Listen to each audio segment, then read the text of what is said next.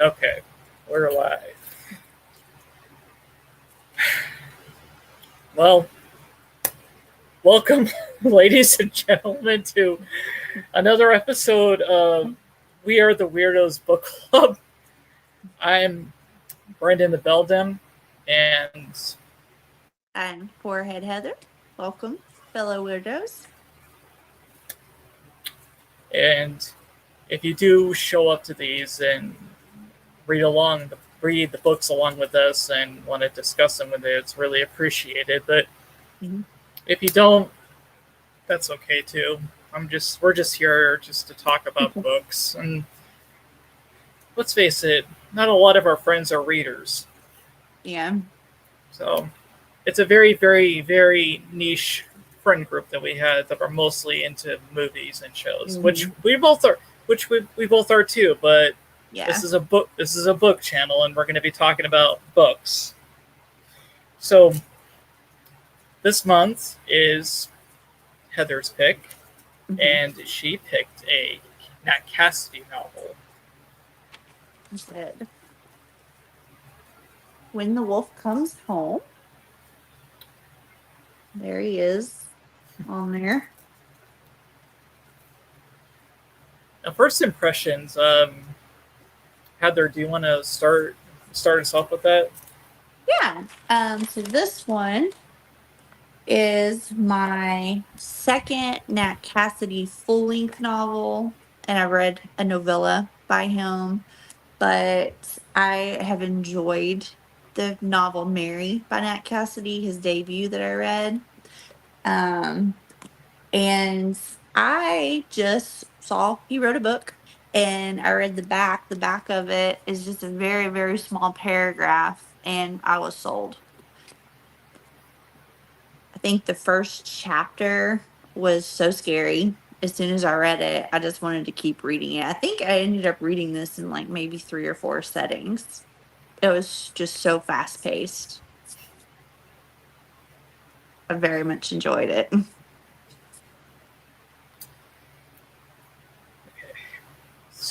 Well done. So, how I got introduced to Cassidy is Mhm. just kind of on a random spur. I walked into the library one day and I saw Nestling sitting on the new releases shelf. And I just thought, oh, that looks kind of interesting. If you've seen like the cover art of it, Mhm. so I hadn't read any of his books prior to Nestling, so I picked it up and read it. And I was surprised on just how genuinely scary it was. Um, it's we're not gonna talk too much about like nestlings or any of the other books. I think we'll definitely like try to reference them if it like ties into like a certain moment in this book. Mhm. But I'll say that nestlings. Well, we were talking backstage, and Heather brought up a point where Nat Cassidy as a writer is it's very akin to like Stephen King as a writer, and with his writing style, I would agree with that statement. Cassidy is very much like King, and in that also his books are very polarizing to readers. Mhm. Um, yeah, if you look on any reviewers or any like discussion of it, you will see that people either don't really like his style or they do. It's like it's polarizing. Yeah, he reminds me a lot of Stephen King. I think the polarizing part of his is the endings. Is they're not going to hit for everybody, Mm. which is a lot with Stephen King. Everyone says that he writes very descriptive, very slow burn books, and then by the time you get to the end, depending on what your particular taste is, if it's going to hit for you or not, and it's either going to make the book or it's going to break the book. So far with Nat Cassidy, he's, been pretty much a hit for me with his fleshed out characters. So I think he's one to look out for in the future. Absolutely. I think with Cassidy as a writer, it's not so much the endings. It's Mhm. more of how he writes the. It's more of how he kind of writes his characters, similar to King. I think that's what people are kind of either turned on or off by. Like both writers are very, very, very descriptive on their imagery. Like very, very descriptive. That's what I really Mhm. like about them. And they are both profound at writing fear. Uh, fear as a subject, as a feeling, and overall, not really just relying so much on the monster itself, but more as like displaying the internal, like the internalized, like fright of anticipating what is lurking in the dark. Mhm.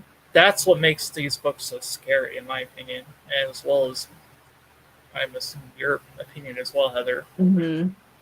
Yeah. And especially if you put kids in there. Oh It's yeah, scarier for me. Yeah. that's a big I get it. The both of them. They're not afraid to harm children, to kill children, to think something bad is going to happen.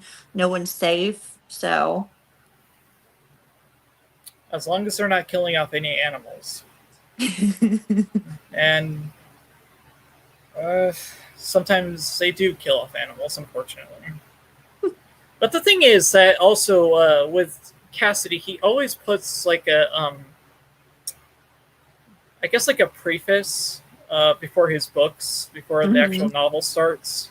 It's like he's warning you that his books are full of like trigger warnings, Yeah. and he's very kind of he's very humorous about it.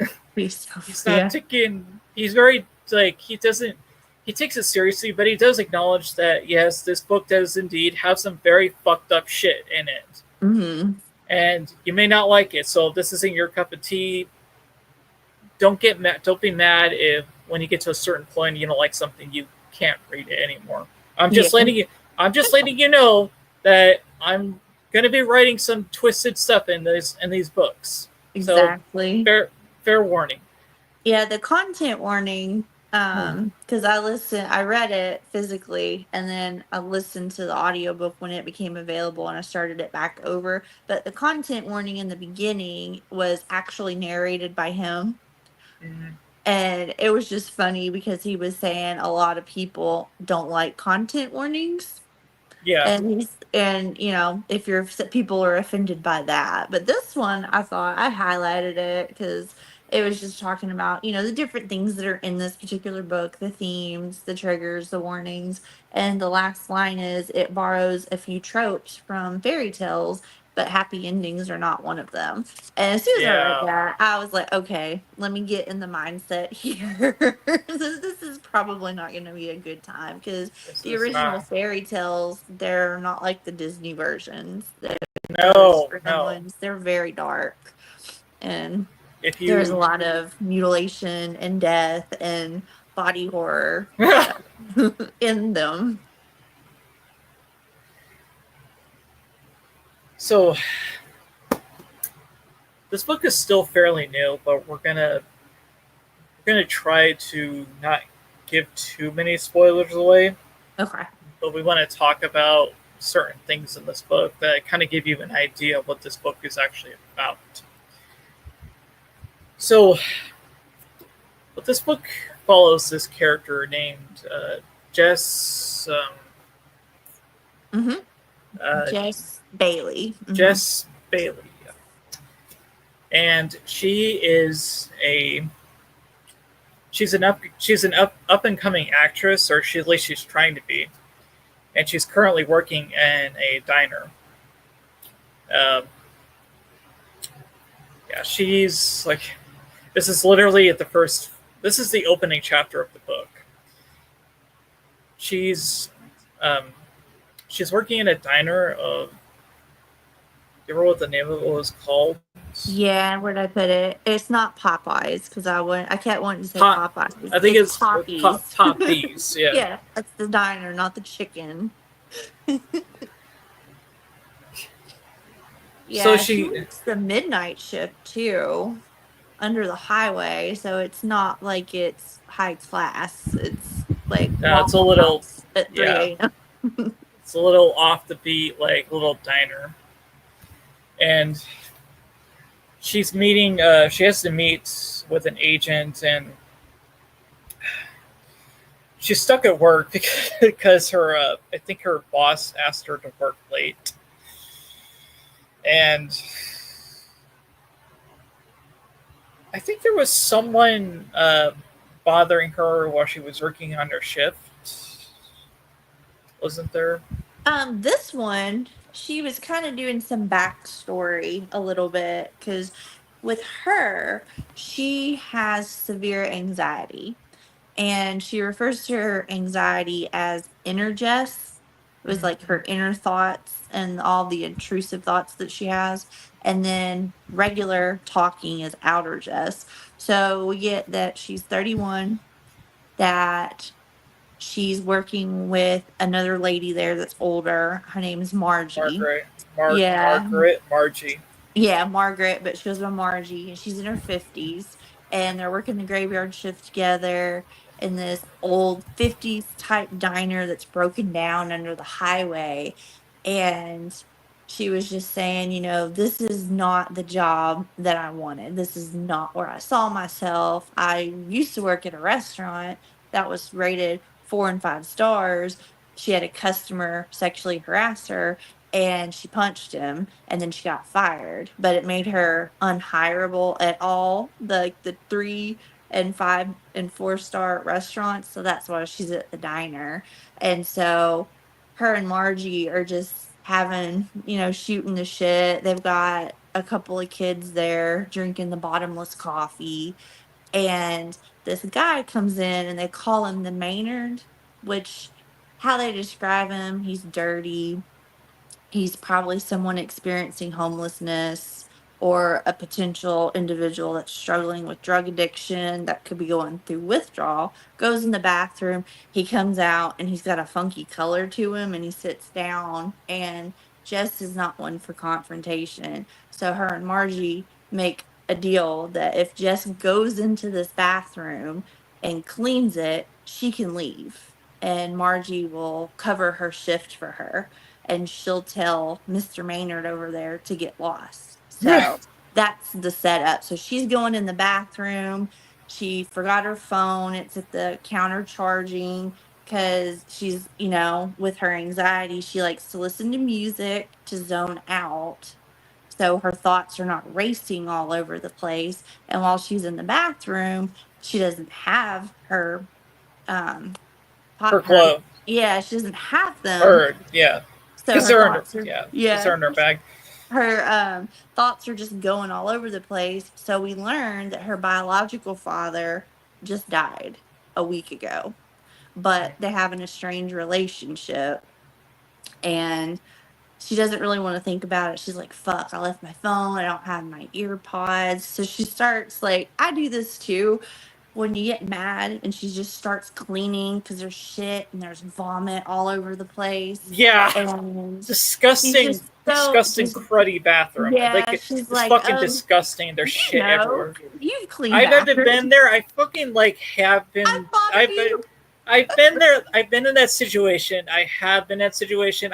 It wasn't in a diner before, but I have worked a job where I had to clean toilets, and there was literal, I guess, fecal matter all Mm-hmm. over the freaking the sea and the bowl. And I understand, and I didn't have I just like Jess. I when I work, I listen to music too Mm-hmm. because I'm similar in a way. Like it's my mind is like racing in my overall these overlapping thoughts, and just I need music to kind of drown out the voices. So Mm-hmm. in that regard, in many regards, I do like relate to Jess quite a bit in this character. But continue. Oh, okay. So she's in there. She's cleaning. She's pissed off. She's like, you know what? I'm cleaning this bathroom extra good because I'm fucking quitting. I'm cleaning this. I'm putting my 2 weeks in and I'm moving on. I'm going to really make a go at this acting. I'm going to really give 100% on my improv. And as she's saying this, she said she feels like something bit her on her finger. Oh And so she no. pulls her hand back and she sees a bead of blood come out of her yellow glove. And when she looks behind the toilet, she sees a needle. It's a syringe. Yeah. It's like a needle that's on a syringe that she's assuming is used. It probably would not be a sterile needle back there because No, it's no, not in the not. restroom. Mm-mm. No. So of course she starts panicking. She's cleaning, and she doesn't say anything to Margie. She just leaves. But when she leaves her phone. Mm. Because she's like, great. Now I'm probably gonna get whatever. That's probably why the guy Maynard came in and is looking so rough. Just going in there all doped up. And she's, yeah, because she said she started feeling weird. So it could have been just her mind, or it could have been the actual shock of it. I did relate to her on that. So like being a nurse Oh and no. administering medications and giving things like IM intramuscular injections and then sub-Q with insulin shots. I have stuck myself, but I've stuck myself with a sterile needle. When I drew up insulin, I went to recap and I missed the cap and hit my finger. So No, no. it was a clean needle. It wasn't going into a person. It didn't go into someone else yet. But just that initial poke, like your entire body just goes numb because you realize what you just did. But yeah, luckily it was fine. It was sterile. I just had to redraw the insulin because I couldn't give that to the patient. But yeah, that one poke, I was like, oh my gosh, it's really scary. Yeah, and that's just the first taste of the kind of body horror you'll get in this book. Mm-hmm. Yeah. So, so yeah, Jess goes home, and what? Yeah. She lives in an apartment. She has a roommate named Kelsey that works during the day.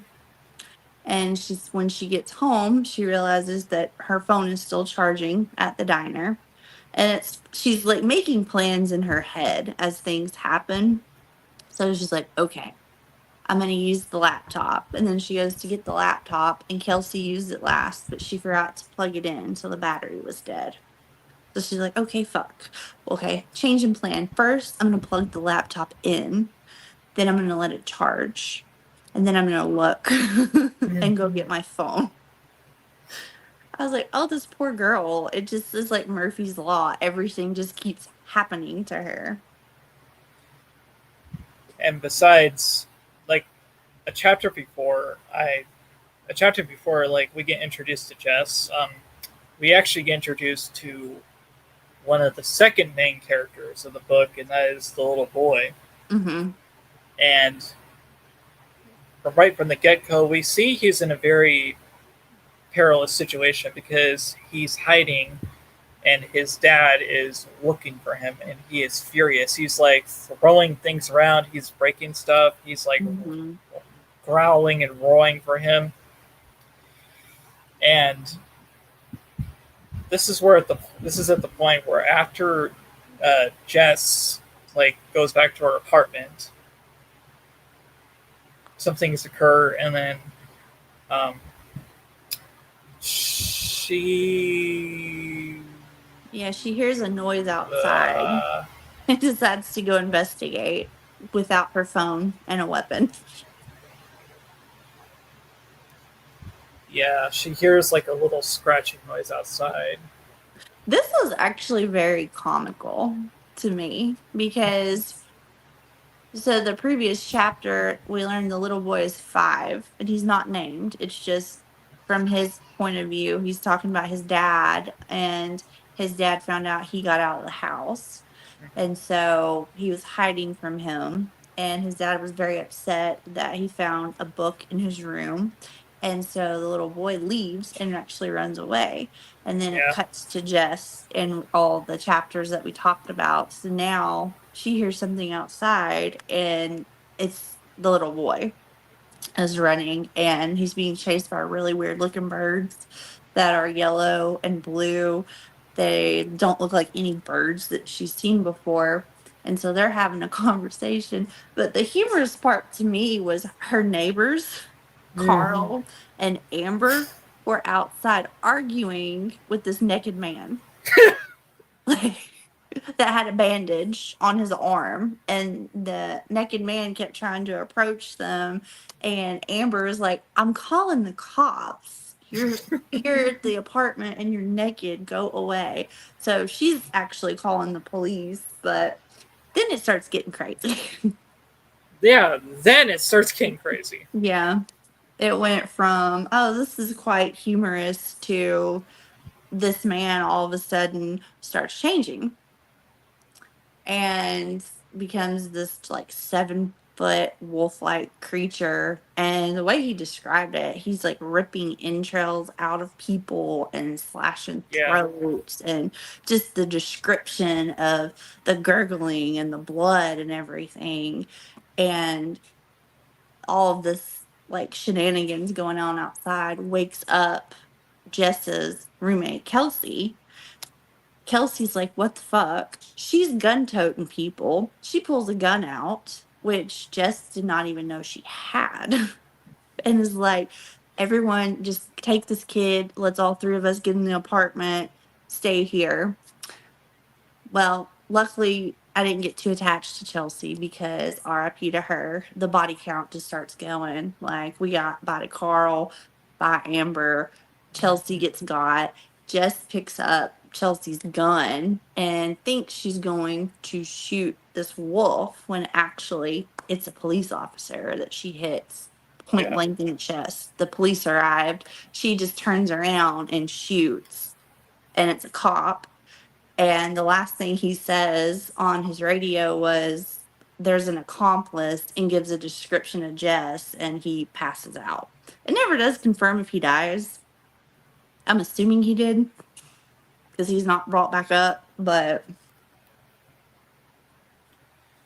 yeah, she takes this kid, and they get in her Honda Civic, and they just leave, Mm-hmm. because she thinks that she's going to be in a lot of trouble for possibly killing a police officer. So that was very interesting, because all of that we just described, that was the back of the book. Right. So like the first 35 to 40 pages, all of that is just what happened in the back with her getting this kid. And now we're on the road trip from hell. Yeah, oh boy. One thing about Cassidy is like his descriptions of like, I think we said this before, but the way he writes like violent scenes. Obviously, Mm-hmm. this is a very one of, if you've seen almost any kind of werewolf movie, or specifically the Wolfman from 2010, you will know like the kind of gore that is accompanying in this book, like for the kills. Mm-hmm. And that's kind of the best way I could summarize it. It's, if you're a gorehound, like I guess like us, I don't know, if you're a gorehound, Heather. I'm more psychological. Like, that's my favorite. I like things with the mind, and then body horror after. So I like it. It's not my favorite, but it is up there.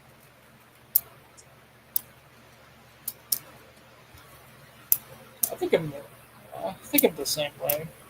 I like psychological, but I like gore and body horror as well. Like, movie wise, I love slashers, but I love the 90s, all of just the psychological misery and Silence of the Lambs and Seven, the Blair Witch, things that are kind of in the back, but you have to think, and it's not just, there's multiple threats that could get you. Like It miniseries, love it.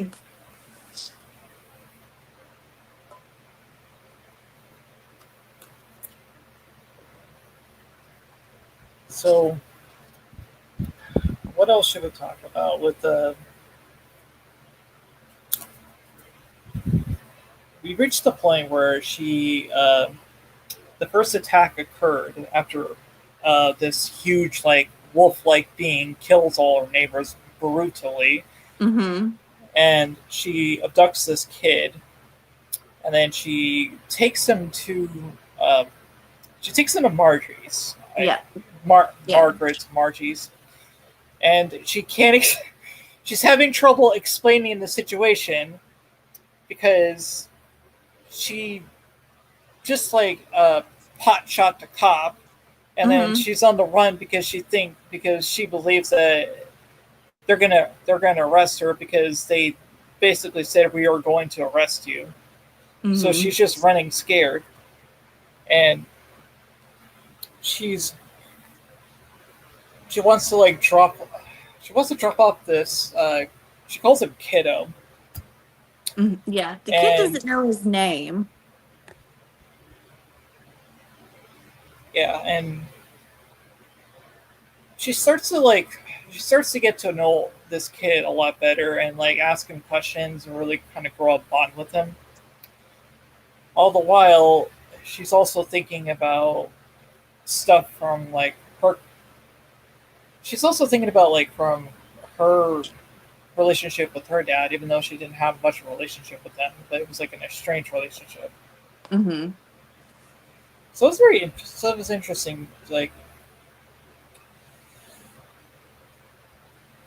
this book is like I saw a review like this. People have said this. This book is a very metaphorical. Mm-hmm. Cassidy he writes he writes metaphorical in the place of like, but also tying in like what real life monsters could be, but also the monster inside the person. Mm-hmm. So he's writing about this tale of fatherhood and this little boy who's fearful of his father. But we come to realize that um, this is like so hard to like not really talk about spoilers. Yeah, I was like, once you get to this point, it's very layered. You have to talk about spoilers because, like I said, the back of the book, everything we talked about, it kind of flips of what is happening.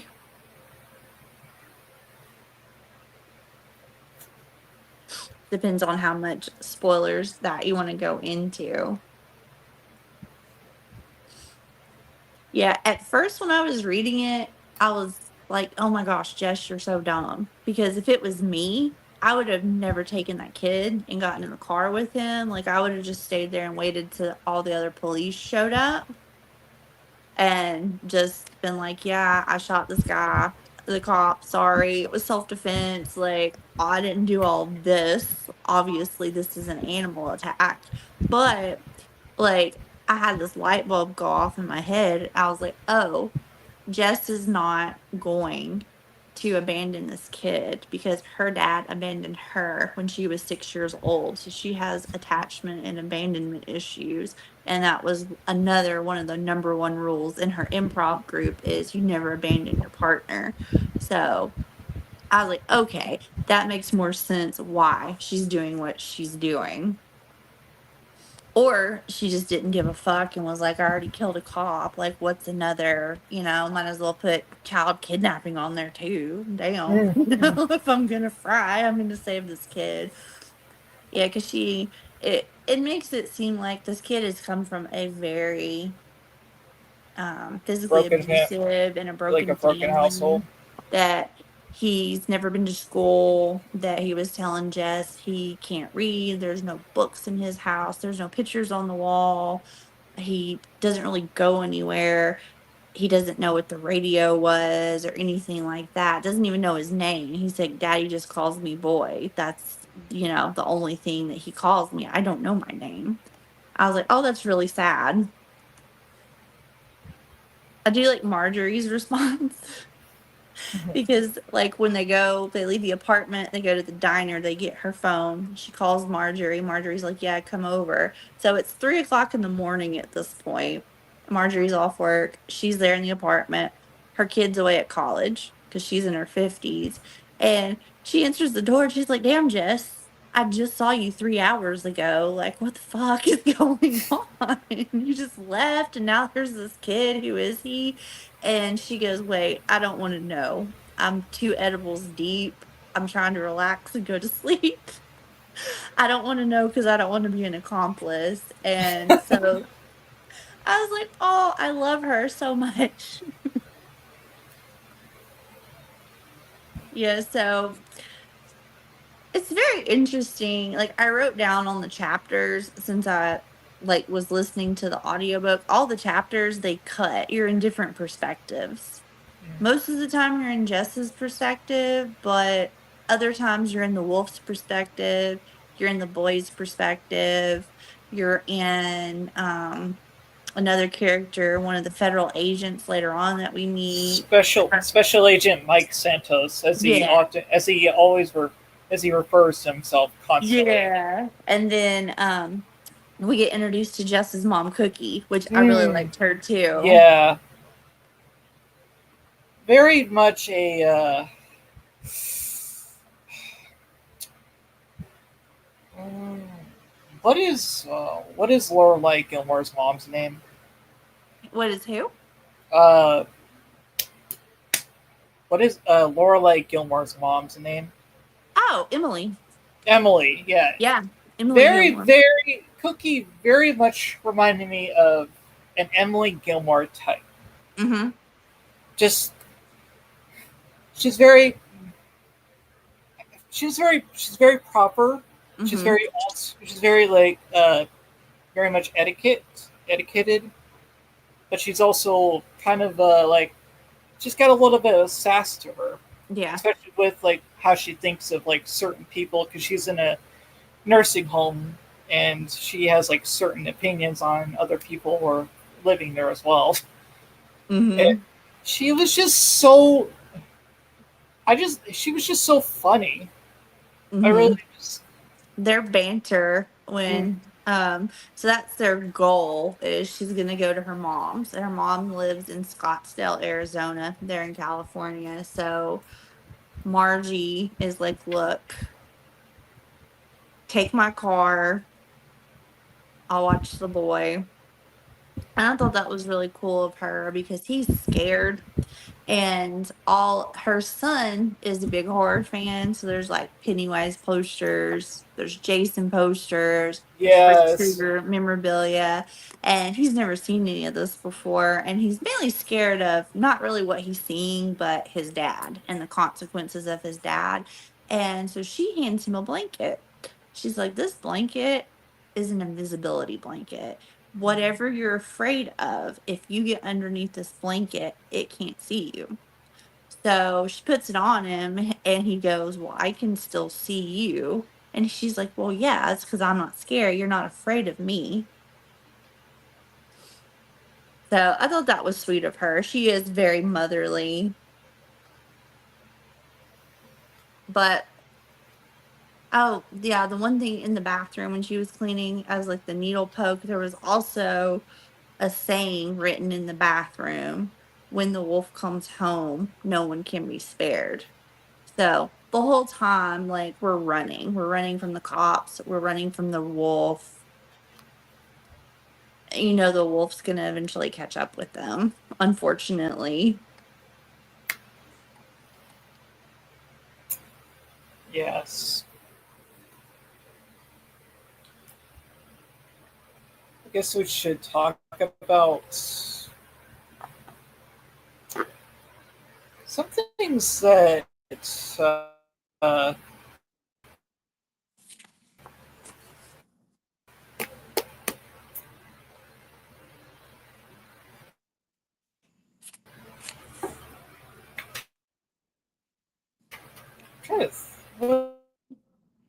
what is there's some weird visuals or images. There's a werewolf chasing us, Mm-hmm. but there's also characters from a sequence in a hotel where the characters like uh, at first she says that uh, Doc Brown has come to life and is like she's looking right at him or like the actor who played him like what the and then she tells like no it's not really like it's not Christopher Lloyd but it's his character in that movie.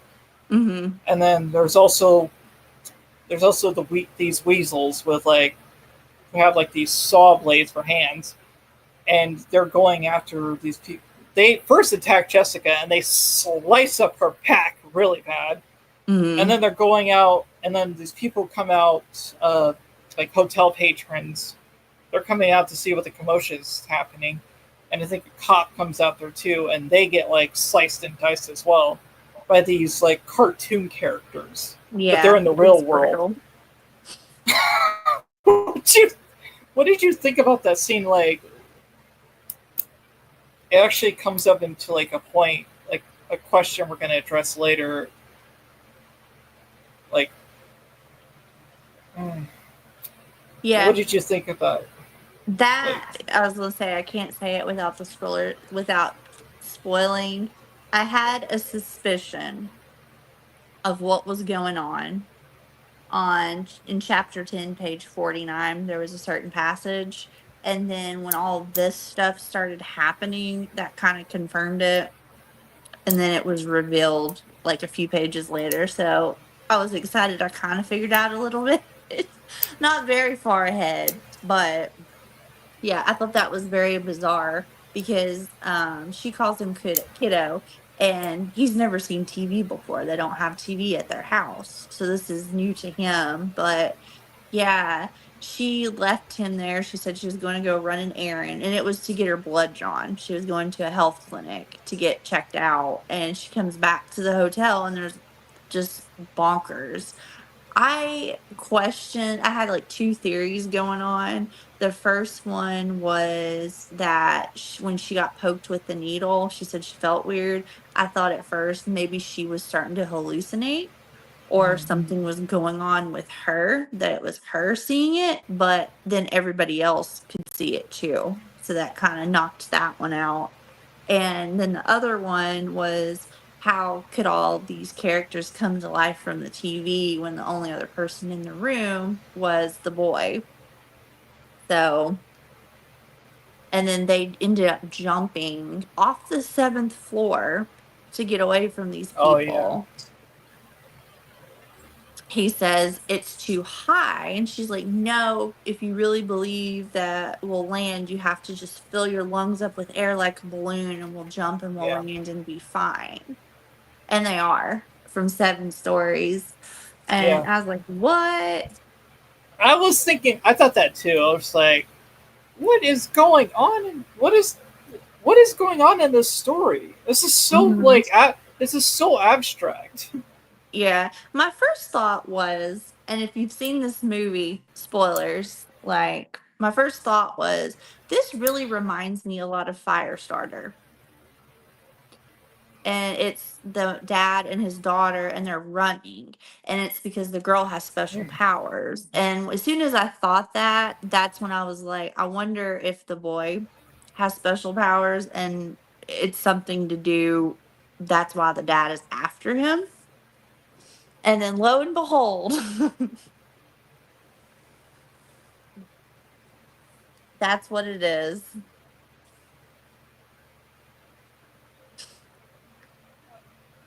I never even thought about that.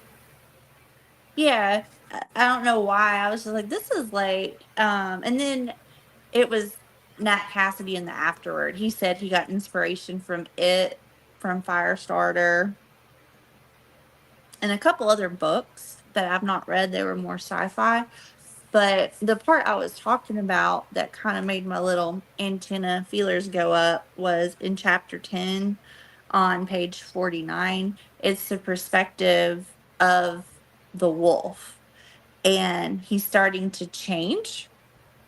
And it says that a giggling steals its attention. And when he looks down at his torso, it's technically not a torso, that it's covered by a thin red and green striped pelt. So that's like the red and green striped sweater from Freddy Krueger that was on the poster. And that it had surfaces that were shapes of faces, almost like a hockey mask, because that goes back to the Jason poster. A glaring white and a red nose, so like Pennywise. So all the things that this boy has seen, he has Yeah. projected it onto the wolf. And then when the wolf comes in and the boy is underneath the blanket, I had it written down in here like, why can he not smell him? He was smelling him earlier. Oh god, there was I forgot what chapter it was on, but he does something. I don't know if it was the wolf or the boy who does something to the wolf at the like near the end, where he like basically this kid has like this power of a belief where he can imagine things and they can become like real, Mm-hmm. whatever he can imagine. And I thought that was such an interesting like direction to take with this story Mm-hmm. because just from this, obviously, just from the title, I just assume that this is going to be like Cassidy's take on a werewolf novel. Yeah, I know. And it is. It is. It does have it does have a wolf in it, but it's Mm-hmm. more than that. It's symbolic for something else. Yeah, But it's not your standard just run of the mill. Because, yeah, when he was naked, it was the boy's dad. He was the naked man. And it was talking about he had that wound and it was covered with a bandage. I'm like, oh, I'm assuming that he got bit and he's the one turning into the werewolf. So it was a really good misdirect that yeah, he wrote. And then all of a sudden, bam. bam! Just Yeah. here you go. This is a complete misdirection of like where we're going to now. Yeah, it goes from that because like they jump off of the Radisson, the 7 story, and they land, and then bam, it goes to part 2. And then you get the perspective of the detective, Michael Santos. And I have that highlighted on chapter 19. He was just talking about a particular sensation on the back of his neck that he kept plucking at, and he's like, there's nothing there. And I was like, what in the Will Byers shit is going on here? I was like, that's all I kept thinking about was Will from Stranger Things, like grabbing the back of his neck. or Sydney like with her chronic neck pain. Yeah, with her chronic neck pain. I was like, what's going on back there? So, yeah, it jumps to all of a sudden we were introduced to this completely new character. So, it's the detectives, and they're getting reports of people getting mauled to death. They say it's a bear by a bear. Oh And yeah, yeah. On top of that, people keep recognizing Jess for her role, like her role in the television pilot that never got picked up, but they still recognize her face, and so she's yeah. getting mobbed by I think it was by fans and the paparazzi, and Mm-hmm. she's constantly on the run from them, on top of being on the run from the police. So that's an extra headache right That's there. right. Yeah, because she went to the health clinic to get her blood drawn. The receptionist recognized her because, like I said, the boys never seen TV, and she's like, "Who are these people on there?" And she's I like, recognize "This." you. Yeah, they're celebrities. And he goes, "Oh, are you famous?" So he believed she was famous. So everyone wanted to take her picture. She never got her blood drawn. So she went back to the hotel. And then there's all this Who Framed Roger Rabbit characters popping out, running around everywhere. But chapter 19, page 97, this is where we get like the explanation of everything that's going on page 97. It's about halfway down. So this is set in modern time because they have all the modern phones, and it was talking about the tail end of Afghanistan and being in the war, and the government was doing enhancements on everybody. So they were talking about there's a sergeant first class officer named Peter Calvert. He was ending his third tour when he volunteered for this project, and it's called Project Albatross. And he needed the extra money, but he was getting injected with all these things. The war ended, everything was fine. But as a side effect of this medication, all the men that were injected ended up being sterile. But for some reason, this man, when he went back home to his wife, a year later, they were able to conceive and have a kid. So this kid is a product of he should have never been, conceived because this man was supposed to be sterile. That is back in Firestarter too, because at the very beginning of the movie, um, Heather Lockhart and the other main character, they're in college and they were doing like just drug studies for money.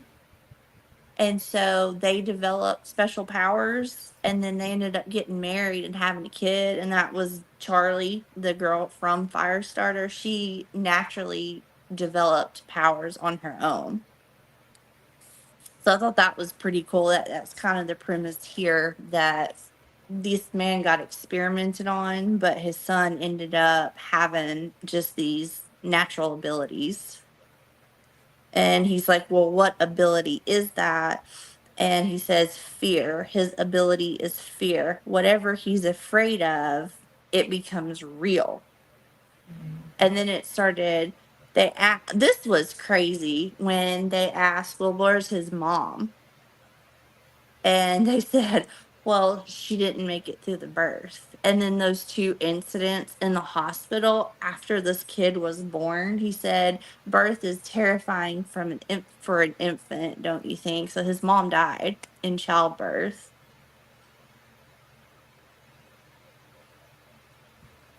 And then there was a couple of nurses, even as an infant, there was like black tentacles choking one, and another nurse that her face went white and her mouth was gone, Yeah. and she ended up smothering to death. And they caught all this on camera because after the mom died in childbirth and the boy went home with his dad, the dad knew something was wrong. So the military is like, "Oh, we fucked up. The government, we got to get this kid and let's do testing and see what's going on." So they were recording all this, and this little infant is not meaning to, but he's killing nurses because he's scared.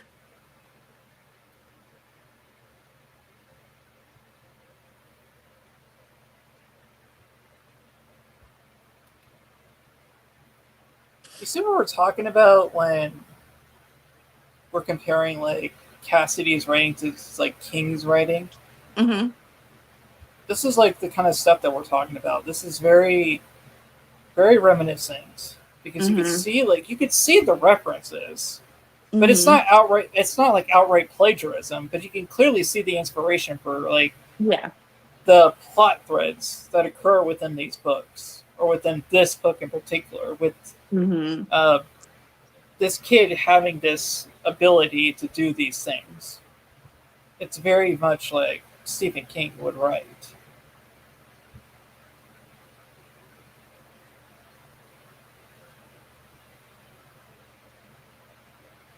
Yeah, I'm trying to think when Jess actually figures out, because they went from the apartment to the diner, from the diner to Margie's, and then this poor kid is seeing all these people get murdered right in front of him at 5 years old, and then from Margie's, and now they're on the run again. They go to the Radisson Hotel, so now they're leaving the hotel, And and then they go to I think he's the her uncle, and they call him Uncle Pepsi. yeah, because they ended up, oh, they go to Target. I thought that Hmm. was really cool. They end up going to Oh yeah, Target yeah, they do. There was like this before whole they get there. Yeah, because yeah, her there was mom lives in Arizona, so she's closer. And they're like, well, we need clothes. So this kid's mhm. never been in a grocery store. And what's so fun that he did is he put this in the first like couple weeks of, it just said October.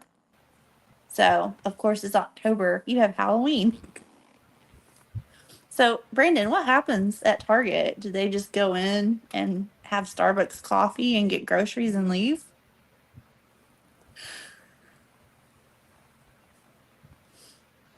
So Jess takes the boy, and he's kind of like, his reaction to it is he is like walking, and what he sees is like it's a toy store basically. Mhm. His eyes are just like lit with excitement, and Jess is like putting clothes and like toys into the cart for him.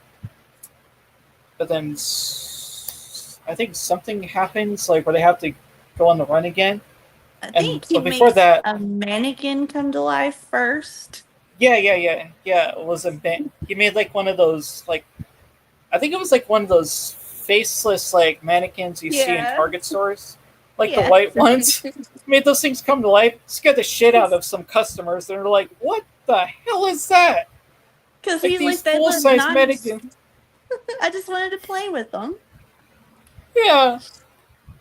Imagine if you like for instance, imagine if you took like Riley or Roman into Target and they had this ability and they made like Spot the dog come to life and they just started playing with him.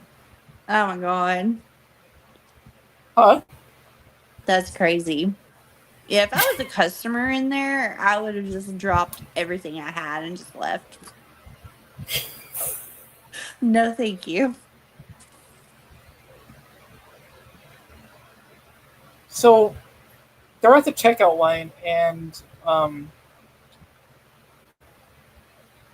he Jess is like praying that, or like compel, or like trying to keep Kiddo from not making anything in the store come to life, particularly the Halloween animatronics in the back, because Yeah. the witch animatronic comes to life, and Yeah. soon the Halloween masks come to life too, and they start attacking people like it's an R-rated Goosebumps story. Like Hmm. the haunt, think like the ending of the Haunted Mask. Except Yeah. these people, Doing these masks are like literally latching onto people, and they're biting them and like tearing out like meaty chunks out of this little girl's shoulder, and just like blood starts spewing out of her neck and shoulder because this rubber mask is like latching itself onto her, but it has real teeth. Mm.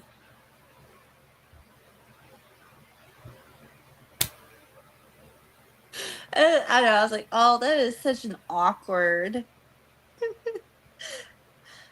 Because what do you I'm do? dead. I'm dead. She figures out. Yeah, because the next chapter, she turns and screams at him, and he said it was really scary. And she said, well, stop being so fucking scared of things. Mhm. Which is like, she realized it's not good because it's like telling somebody as her that has an anxiety disorder, the worst thing you can do is just tell somebody to calm down Mhm. when they're in a full on panic. Like, what do you mean? Don't be scared. How do you not be scared? Right. It said 20 minutes later, they pull into an Applebee's parking lot and they order food on her home.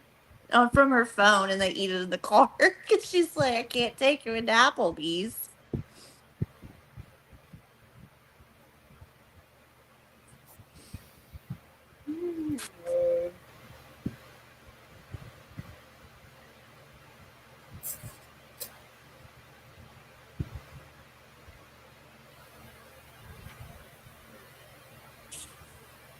looking up something else to discuss.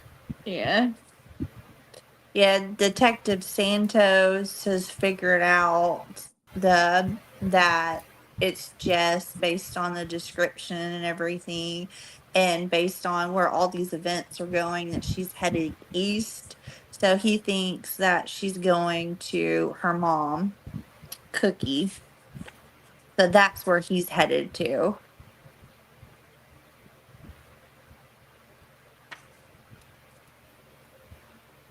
And then she sees,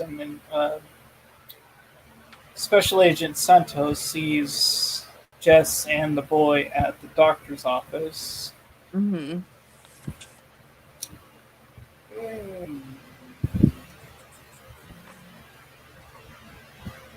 Yeah, they go from Applebee's to the 7-Eleven and get snacks.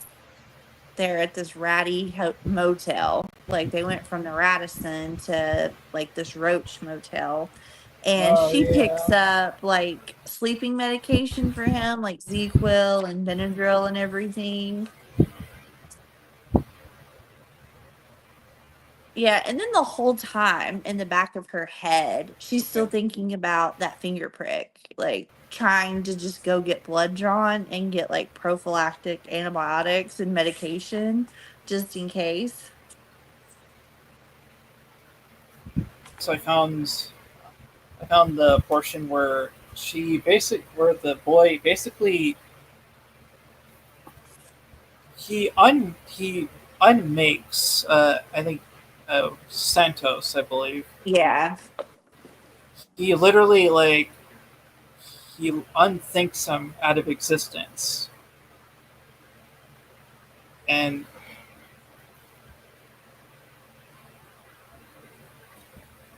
you want me to read like the passage so it's better so it's more clear. Yeah, go ahead. Where are you at? What chapter? So it's on it's on page chapter 45 Mm-hmm. to 36. Okay. It's like the last it's like one of the last paragraphs. Yep. Agent Michael Santos slaps at the back of his neck where that maddening, ghostly feeling has finally become all too tangible.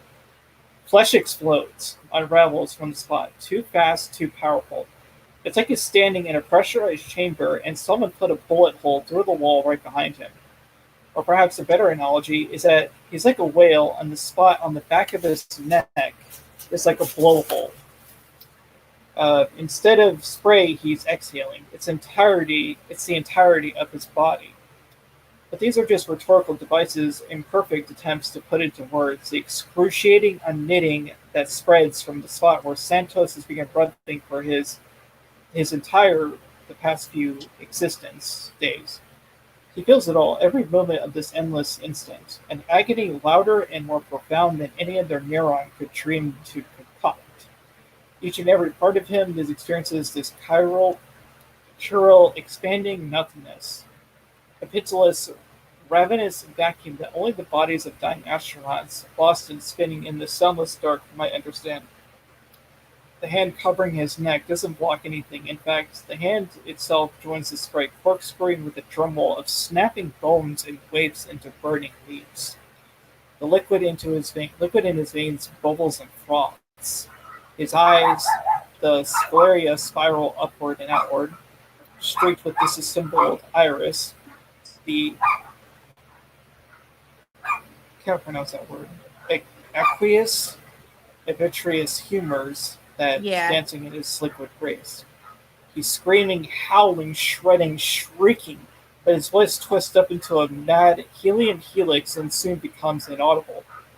Layer by layer, his skin tearing off his muscles, dissolving into the air like flash paper. His muscles tearing off his bones splintering into marrow-streaked shards. The shards fragmenting into smaller and smaller flakes. At the front of his chest cavity cracks into a vertical mouth at his back, and spine contract inward. Ribs like teeth in instant decay. Perfectly solid viscera unzipping into cloud-like vapor. The blood vessels, the blood, the nerves stubbornly reporting the outreaches until the very end, until even its atoms have bubbled and twisted their way into non-existence. His skin is gone. If Bertie beats, there's a stench of burning metal like a scorched ozone, and a creative, painful odor, but then that's gone too. The last to go is something intangible, an energy, a sense that something living existed. Sweaty handprints smeared onto the glass of reality, but even those fade and vanish as the world itself tells itself he was never here. Never here. Never. It's so good. I love how That's the never here part, like if y'all can see it, it fades. That's like yes. if Thanos did the snap, but it was like rated R. That's what I kept thinking. I was like, is that what happened to all those people? That's what I thought too. It's much more like gruesome, but yeah, Yeah. he. You know what this whole. You know what he was think. What I was thinking about when I was reading What? this. It was. Did you ever see the Twilight Zone episode? Oh God, what was the name? Ah, it was I the was gonna one say where that probably kid. not. It I was. haven't watched hardly any of it. It was the one where this kid is. It's called "It's a Better Life," Hmm. um, and it's about this kid, or well, outwardly he looks like a kid, like a little boy, but inwardly he's actually some entity or monster that makes people quote go to the cornfield if he doesn't like them. He makes Oh, them disappear or punishes them. So everyone always has to make this kid feel happy, otherwise they get sent to the cornfield. they go to Gatlin, Nebraska. He who walks behind the rose. That's good. That's basically what I was thinking when I was reading this. I'm like, did he just send these kids to the cornfield? Damn. Send this he sent Santos to the cornfield Hmm. because he made him because he like made him feel afraid or something, or he didn't want to be with him, so he just made him like disappear. Yeah, he said you were I'm never like, here. I'm like, holy shit, Cassidy. I know, that was brutal. Yeah, because there it is. Yeah, on page 174, he kept talking about that maddening itch. And he said, because he got in a fight with the wolf and he got unconscious. And when he was unconscious, he kept hearing a phrase that something or someone, it's rooted in his existence. It hasn't happened yet, but once it happens, it will always be happening. So it's like his body back here is telling him, like, you're feeling this because you're about to not be here anymore. And I love the next chapter because you get just a quick one page, chapter 46, where it cuts right to his mom. And Oh she just starts yes. screaming because all his pictures disappears and everything, and the neighbors come over. And it was just talking about that she's screaming that she feels this pain that she can't describe, but no one knows why because her son is gone. Like her body knows it and her consciousness knows it, but for some reason she can't describe it.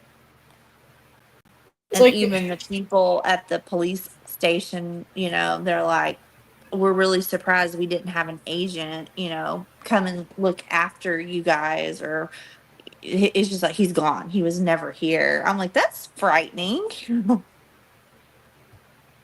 it's like in the opening of Deathly Hallows Part One, where Hermione has to basically erase herself from her parents' memories. Oh my gosh. Yeah. Yeah, basically it's that, but on a more horrific Hmm. level, Yeah. because all she was doing was erasing like herself from for her parents' safety. But this Yeah, kid, she's just those completely like two. Hitos, but he erases him. He erases Mm-hmm. his existence. He doesn't exist Yeah, anymore, and only his mother feels that. And that's like some pretty horrific stuff right there. yeah.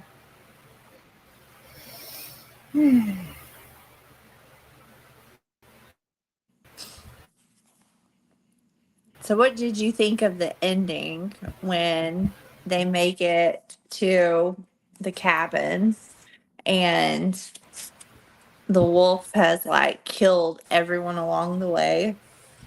And it's this final showdown between Jess and the boy and his dad.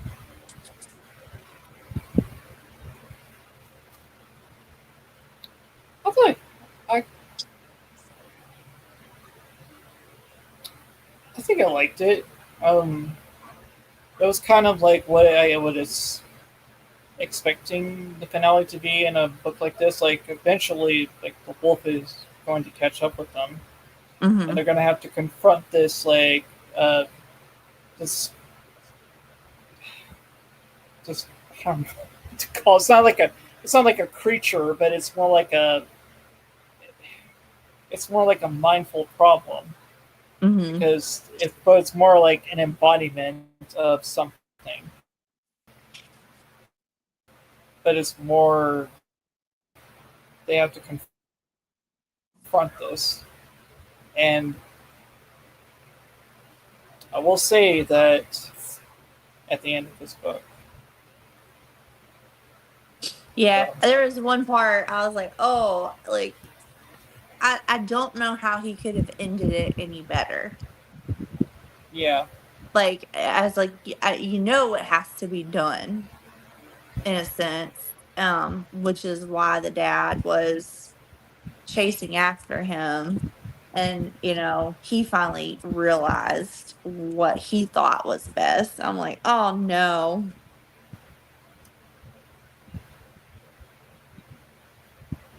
so it's kind of like the cabin at the end of the world. Yes, that's exactly what I had to do with that too. I had to put the book down for a minute and gather my thoughts at a certain point. I'm like, I'm like, oh no, Heather's. I was thinking like Heather's not gonna like this part because being a mom yourself. Imagine having to do this to your own I, kids. oh, I know. Yeah, it was just interesting. Like, I feel like this speaks a lot about generational trauma slash generational curses because, oh, like Jess's dad, Mm. like Cookie finally tells her why he was not allowed to see her, that he finally just made that decision himself to take himself out of her life, that he was like a raging alcoholic, that he struggled severely with being sober. And when she was 3, he was drinking and driving. They got into a car accident. Luckily, everybody was fine.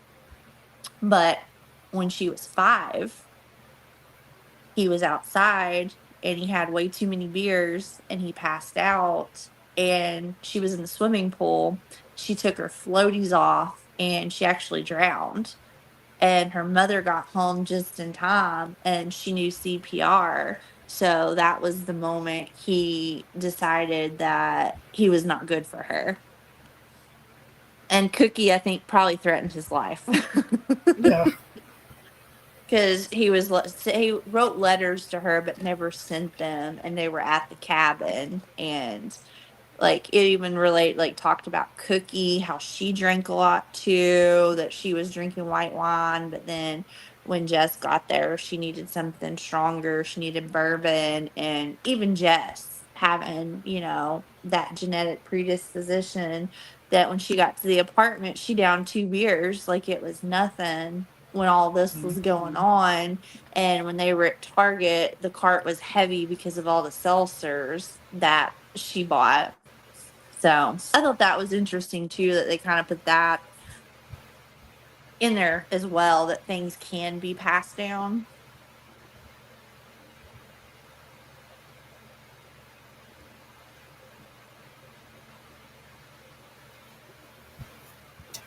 So we're at the very, very end on the last page. What did you think of Jess's decision to? What I'm assuming is that she decided to erase the entirety of the world That's what I got because she, too. yeah, Yeah. just like kind of just like Thanos, he where she just thought of something and she just I thought that was pretty cool. At one point, the boy says, "Me and you are just alike." And after him and his dad both died, and she's the only one left, she's the sole survivor. I didn't see that coming. I thought that was a pretty good twist that he like passed his gift on to her. What did you think about when she finally got her blood drawn and all she saw on the computer was the red positive? Do you think she was really positive for something, or do you think it was her anxiety gassing her up and like she believed it so much? I think it could be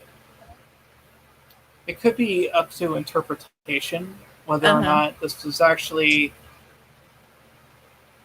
her anxiety or if it was actually like had something inside of her. Um, and if there was, I think her erasing maybe okay, here's like here's how like I interpreted the ending. Mm-hmm. Did she really like literally erase like the entire civilization of the world? Possibly, but I think she was also maybe she could also like remove herself because she had nowhere Mm-hmm. else to like. She lost her dad, she lost her mom.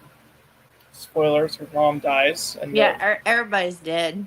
yeah, Everybody, everyone's dead. everybody, Everybody fucking dies. Okay, everybody and died along the way. I had a kill count going. yeah, I was like, no. And then boys Margie and dead, y'all. Cookie.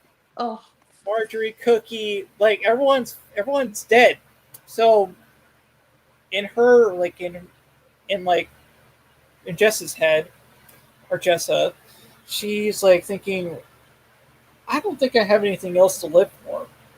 So either she a like completely obliterated the entire civilized world, and so she's just like the only one left on the planet.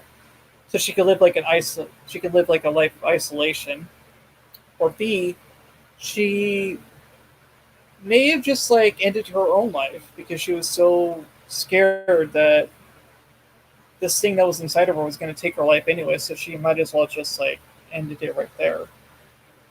In her head, though, she's thinking, I'm finally free at last. I can, like, her stepping out onto this, it was like a Broadway stage, but I think this is all just in her head. mm-hmm. So she might have actually ended her life before she actually did this, and this is just what she's seeing inside of her head and her own afterlife. I think she was not positive for anything.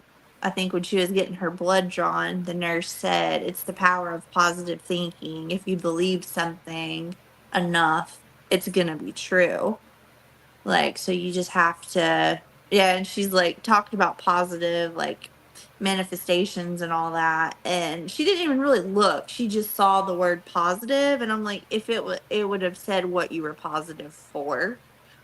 Um, So I don't think she really had anything. I do think she took everybody out on accident. Mm. I think she did, because like she was talking about with the new ability, she was really close to bringing her mom back, but she knew it would be worse. And I guess it would be really difficult if she kept that ability for someone that is so depressed and so anxiety ridden. If she's afraid of so many things, that would be dangerous since she couldn't control it. And I think she kind of took everybody else out with her.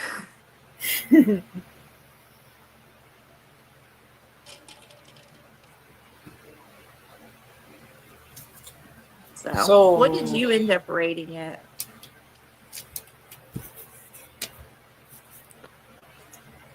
I I know Goodreads doesn't do like point ratings, but I Mm-hmm. gave it like a three. I would say like a 3.8. I really liked Okay. it. I just had Yeah, I I did do I did too. have some I did have some a little bit I did have some uh, minor issues with like I guess the overall like flow of the story. Mm-hmm. It's just kind of like there was some moments in the middle that kind of lulled a little. There Yeah, wasn't there was no I'm not saying there wasn't any like boring moments. I'm just there was just kind of like those lull moments where not much was happening as they were like driving from place to place until we were actually exactly. Yeah. waiting. Yeah, waiting for something like frightening or Mm-hmm. paranormal to happen with this kid. So Mm-hmm. I really liked it. I mean, I think I gave Nestlings 4 stars. I Mm-hmm. love that book. I don't know what I'm gonna get Mary or Rest Stop though. As it stands now, I really do like Cassidy as a writer. Mm-hmm. What about you? I gave this one a 4. As it's the same. I didn't get the 5-star feeling. It was really close.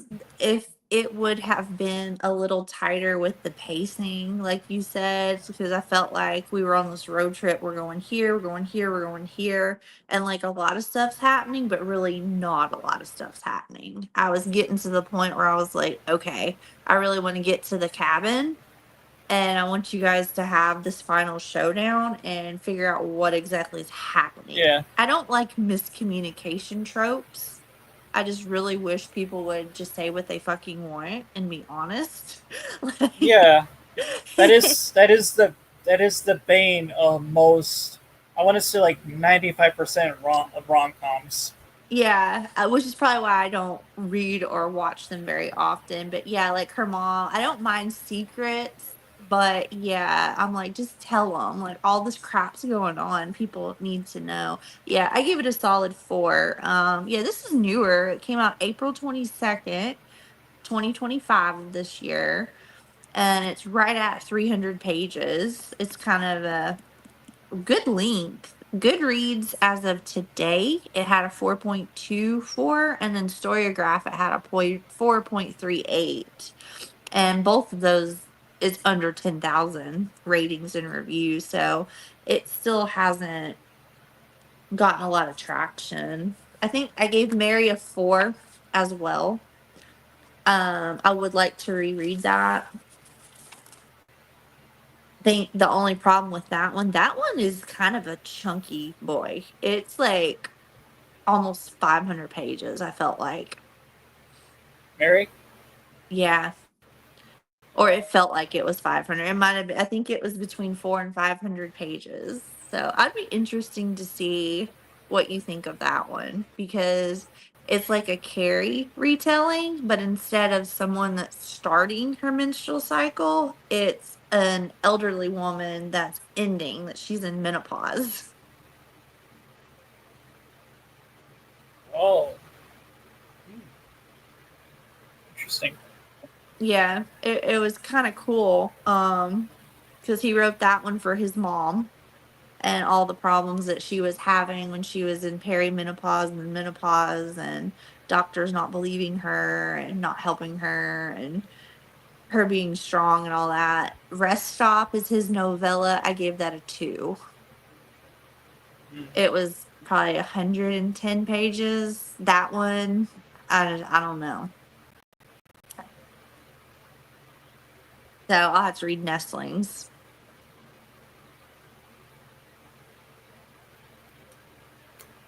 I'm looking forward to diving into his other books, and he said he's already working on his next book as he Mm-hmm. speaks. So, Yep. Good for him. I'm glad he's like. I mean, I'm glad he's like writing stories at all. Like they think he's a talented writer. Just said people just he's a very divisive author. Some people just don't like his writing, and some do. Mm-hmm. So, do you want to do the discussion questions now? Yeah. Uh,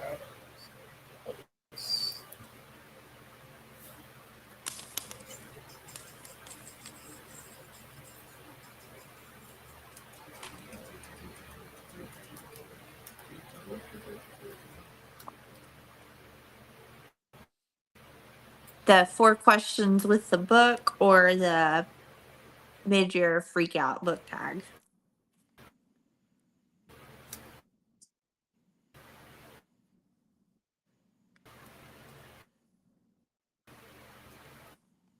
the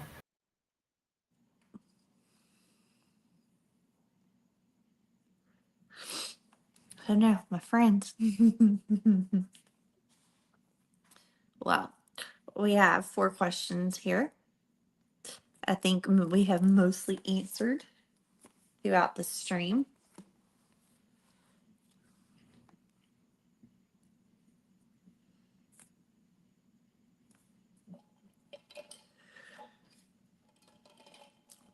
Hopefully Brandon will be back, that he did not get zapped and not get taken away from existence and get unmade.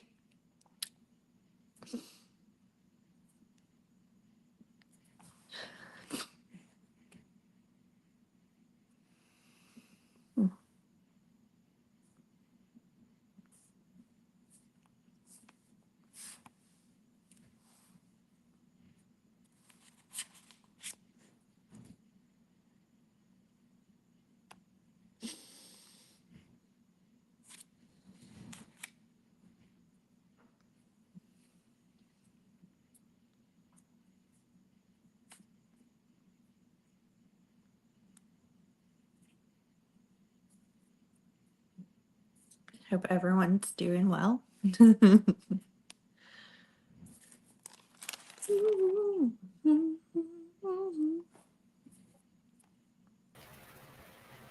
He's back. He was not unmade. He was not zapped from existence. sorry, my thing froze up. That's okay.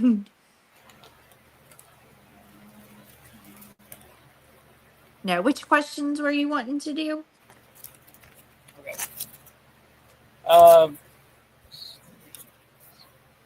the discussion questions for the book that you. Okay. Yeah. Yeah, I think we got most of them. That's good. Uh, See, the first one is, how would you describe Jess, the protagonist?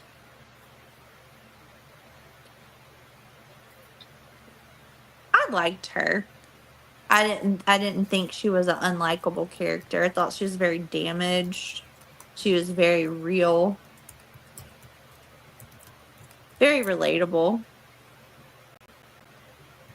uh,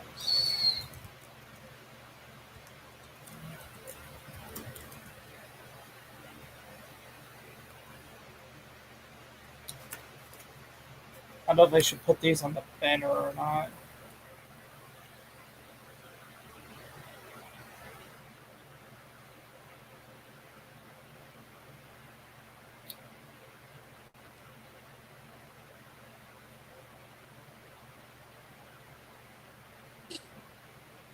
What did you think of Jess?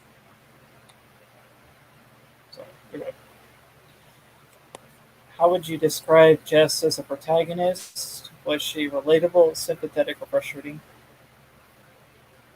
I did like her as a character. I thought Mm-hmm. she was. Um, I I was especially interested in her relationship, her whole thought thought process with Mm-hmm. her own father, because so history with how I think about my own birth law. Did she make mistakes along the way? Absolutely, but she's only human, so Mm-hmm. and I never really saw her. I never really saw her as insufferable. I mean, she did. Mm-mm. She was just doing what she thought was best in the situation. So I did like her quite a bit. I think she was a really strong, enough protagonist. Mm-hmm. I did too. I only got frustrated with her. She kept leaving shit, like her phone. Um, I don't know, and just yeah, the whole like shooting cop and then leaving. Which I know there has to be an inciting incident to get them on the road, but that was just the frustrating part. I was like, you're just like snatching a kid and leaving, and you know nothing about him. And I get why she did, but that was the only frustrating part. The second question was, did you find the ending satisfying or dissatisfying? I said yes. I liked it. I mean, it's dark. Mm, yeah, It's like he said, it's not a happy ending. Either way you interpret it. yeah, you're right. I think we talked about the ending pretty well. Hmm. It surprised me. I will say that it did surprise me with the direction it went, Yeah. which I like that. I don't really. I don't like predictable endings. I like endings where it's not really predictable, Hmm. where you I do don't really, too. yeah, where you don't guess what's going to happen. You can make assumptions, but if you actually guess exactly what's going to happen, then bravo to you. Third question is: at what point did uh, you make the discovery that the kid was the master or the one who's creating all these imageries, creating all the imagery? I had suspicions at Marjorie's house with the blanket while the wolf couldn't see him. I was like, there's no way that's really an invisibility blanket. But yeah, it was confirmed when people started coming up to Jess saying that she was famous. I was like, that's really weird. I was like, because he said that and he believed it to be true.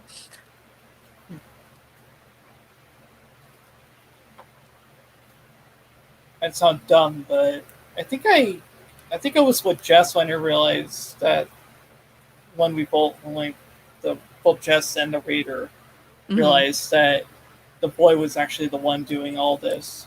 So I was just surprised. I'm like, okay, that was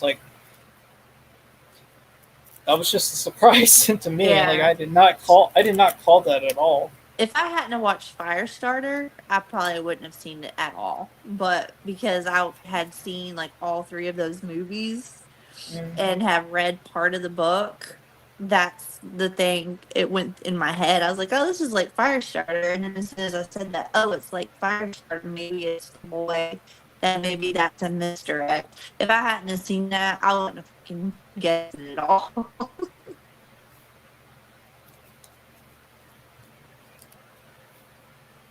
I've only seen Firestarter twice, and I've yet to read the book, so I didn't know. Uh,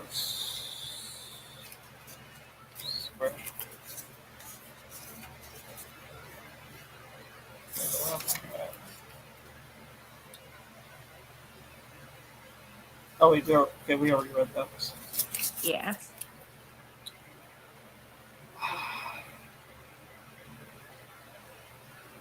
Yeah, the Did you question find? four. Yeah. Yeah, there you go. Did you find any relatability with the story? Two things I did. The needle prick, just because when she poked her finger, I like physically felt my own finger hurt Mm. because I've been there. And then, yeah, just having an absent father and not meeting my real dad, and he could possibly be dead. Like some of the things she was saying in her head was a lot of the things I was saying growing up, like, why didn't he want me? And all that. That I related to a lot. Yeah, it was pretty much the same with me. I felt a lot of like the disdain and kind of like the double, triple, quadruple thoughts that she had about her own dad. I'm like, Mm-hmm. I mean, her dad left when she was 6, right? Mm-hmm. After the drowning incident, yeah. My dad or my father left before I was born, I think. So I didn't really get to know him. I didn't really have that much of a relationship with him, but other than what my mom told me about him, Mm-hmm. and I just wish that he could have been more involved in my life when I was growing up. He's still alive. I just really didn't make that kind of connection with him. I Yeah. don't really want to. Yeah, at this point, I think that was kind of like what her dad was trying to save her from is it's better for him to not be in her life. You're not going to miss what you don't know. And it would probably be more detrimental to her if he was in and out of her life because he just struggled so much with substance abuse. And he was like, I'm the problem. But I mean, he was out of her life. He wasn't physically harming her, not drinking and driving while she was in the car, not letting her drown, but emotionally, it was Yeah, still with him not being there, it messed with her head. So, yeah. Sometimes the absence of a parent can do that to you, mhm, mess with your head. for sure. And I think one last question I added for Okay. myself. I added um,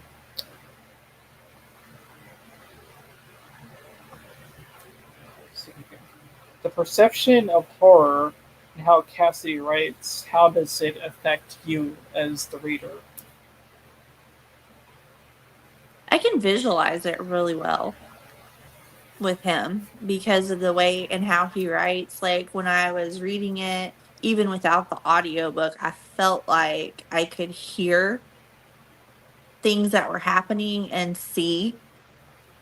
He just has really good descriptions with everything and then like sprinkled humor in there for kind of like a palate cleanser. Mm-hmm. But yeah, that was the biggest thing I could tell is I feel like I could envision it in my head because it was Yeah, so well written. I agree. Well, all we have left now are the rapid fire questions. So ready? Yep. So that is When the Wolf Comes Home. Everyone go read it. It's great. We love it. Thank you, Nat. Thank you, Nat. We will Can- continue to read. We will continue to read your books. yes, we And both purchased it. So funnily enough, before we move on, yeah. when I went to Barnes and Noble I decided to pick this up while we were there, Hmm. and I asked one of the clerks, "Do you have this particular book by Nat Cassidy?" And I think she assumed that Nat Cassidy was a woman Oh, just interesting. by the name. Hmm. Um, I was just looking for like hoping they had like a horror section because if I would have found it, I would have found this. But it was like the workers at Barnes and Noble they're really nice and helpful in helping out their customers search for books. So just want to give a little shout out to them. Oh, okay. Yeah, I can see that. I guess because Cassidy, it stands out because Nat, Yeah, that could be short for Nathaniel, Nathan, Natalie. It's yeah, kind of unisex. yeah. Okay, so, I'm gonna pull up. I'm gonna pull up Goodreads. Okay.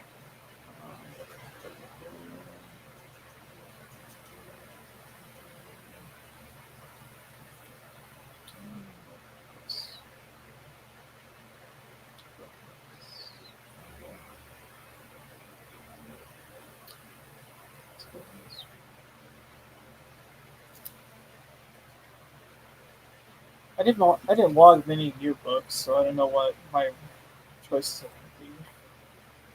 Yeah, that's okay. Like I said, what Brendan and I are doing now is if you are in the booktube space at all or bookstagram, there is a tag that's been going around for years. No one can find the original creator because it's been so long, but it's called the mid-year book freakout tag, which is just a list of like 9 questions.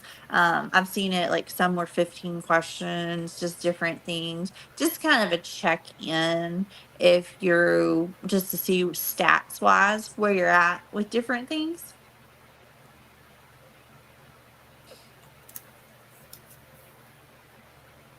So, do you want to start with Yeah, yours? so the What is first the best book? question. What is the best book you've read so far in 2025? I have not been able to narrow it down to just one. I don't give out too many 5 stars.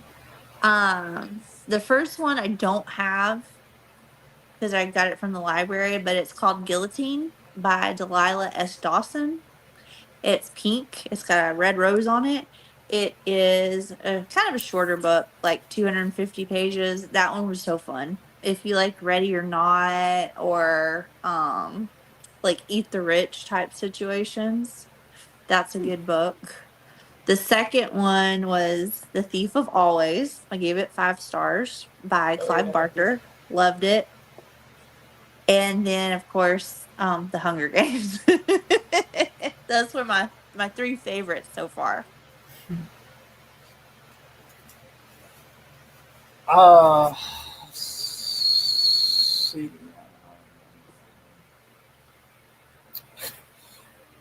A lot of rereads. Yeah, that's good. Um,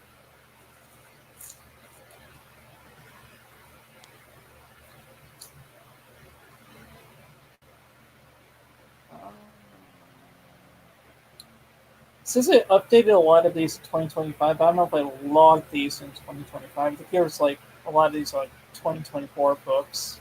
Hmm. Oh, I wrote this. Okay. So this year in March, I read Mark Twain's The Adventures of Tom Sawyer, Okay. and I gave that 5 stars. Okay. I thought, I mean, obviously it's not from 2025; it's from like, what 200 years ago. Yeah. It's a fantastic book, though. I'm not gonna lie, bro. Like I don't getting through like reading classics is depending on what they are, it's a challenge. Yep. Just from like the different time periods and like how writers wrote back then compared to like how authors write now. But this one was like I really like this one. Um, I mainly read it because I wanted to.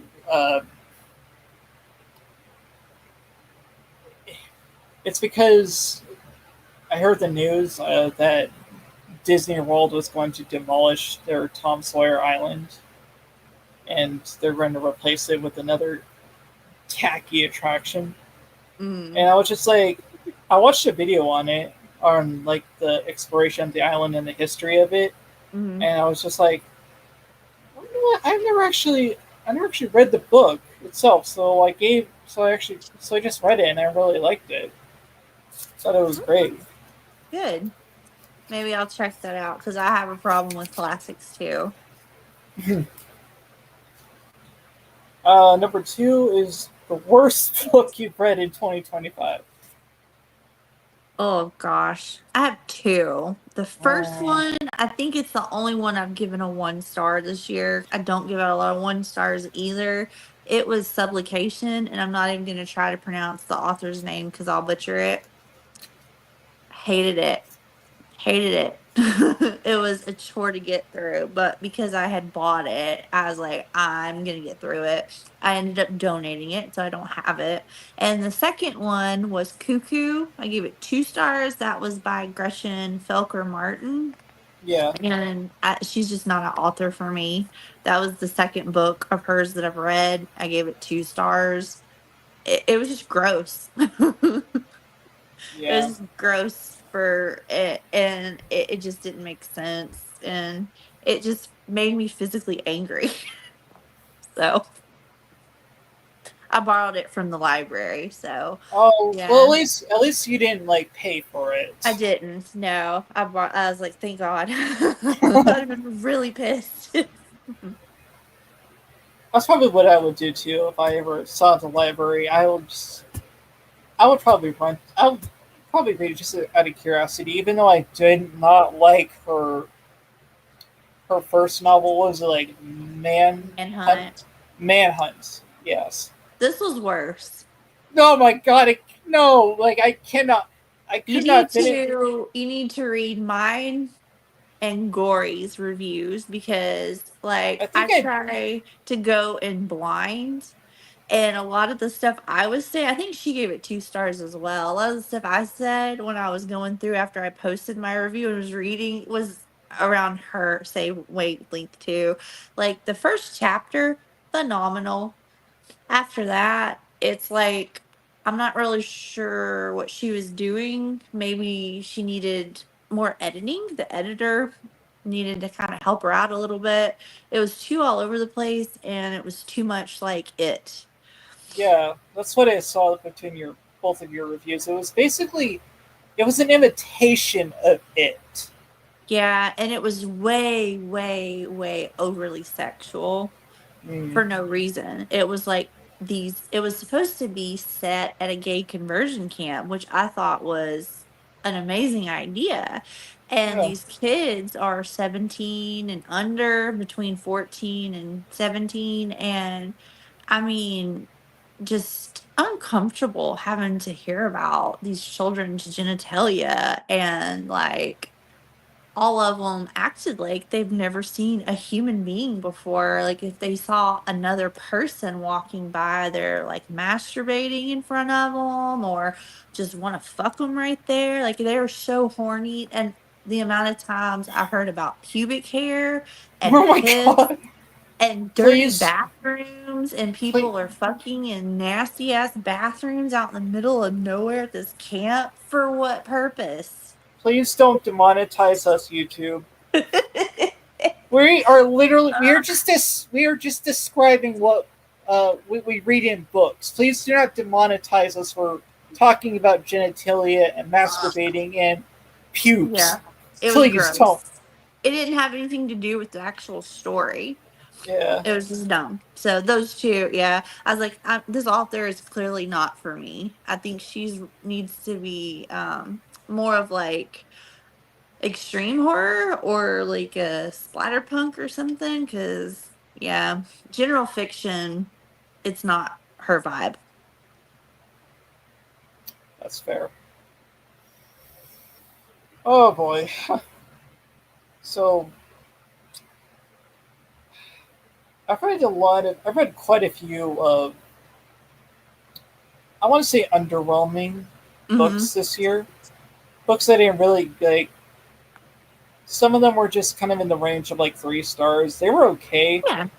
I think, however, there were two that I just didn't like at all after like giving them some thought. Uh, one of them is actually it was a part of my Goosebumps reread, Oh no, and not the yeah, goose. yes, it was.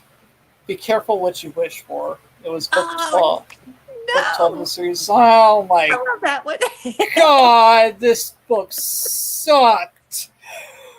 This Oh, book, poor Samantha. this book sucked. I am sorry. Like I gave this book, I gave it 1 star because it was okay. This book, I don't know. The idea behind this book is not bad. It's a wish story. It's Mm-hmm. like this. Our character Samantha. She's constantly belittled and picked on by another girl, and then she runs into this woman who gives her 3 wishes. Right? Mm-hmm. Pretty good. Pretty good setup. But the problem is the book is not interesting. It's Samantha as a character is not interesting. It feels like a goosebump. It feels like a cliche of Goosebumps characters and stories Mm-hmm. where you really don't care about the characters or you don't care about the story, and it doesn't really get interesting until her last wish when she wishes her this girl that's picking on her to idolize her, and she does it like she gets her wish. She gets all her wishes, but like a lot of wish stories, Mm-hmm.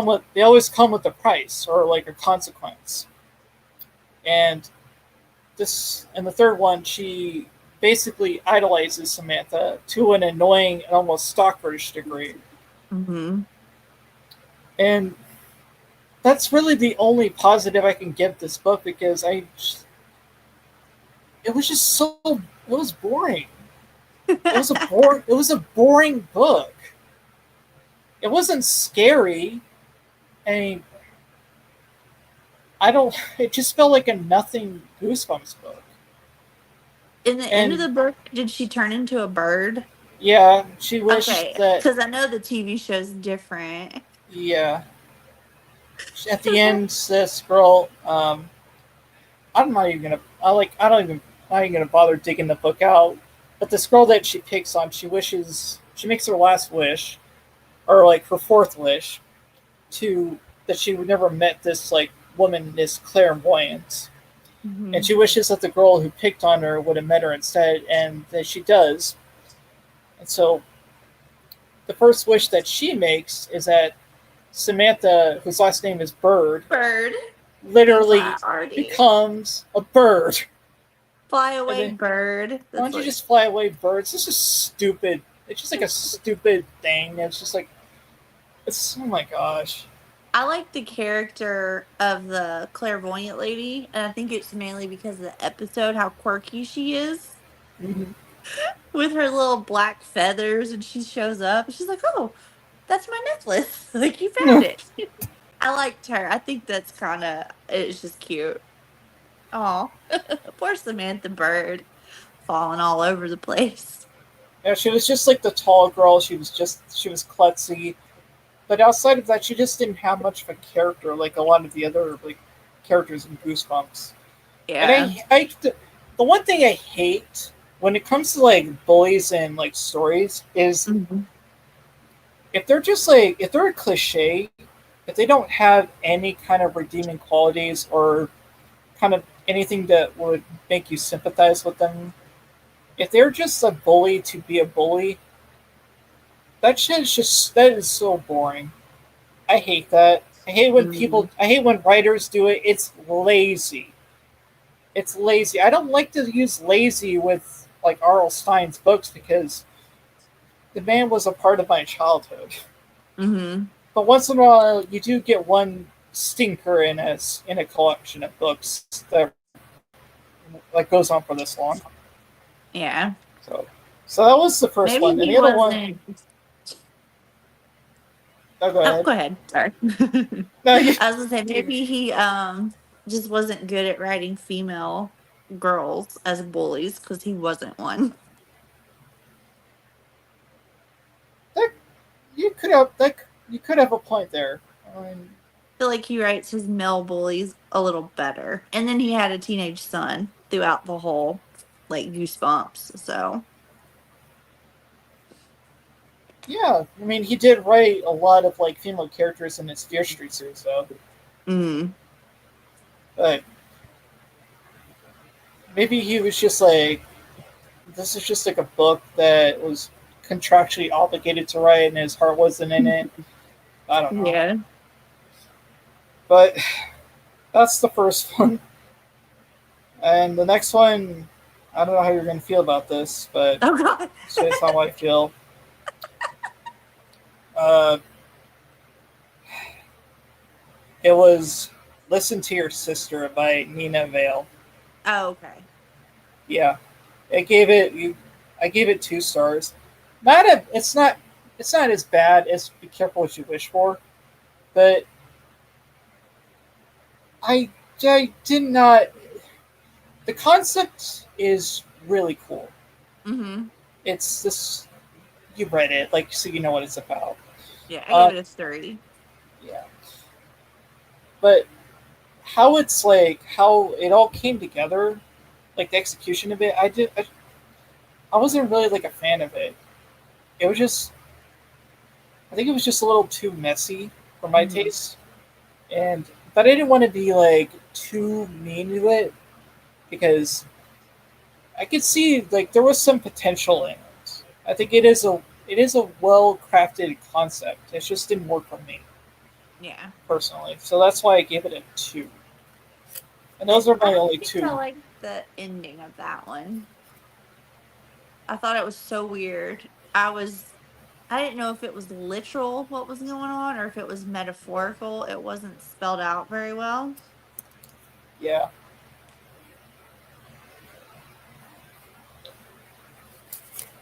So number 3 is what is the best sequel you read?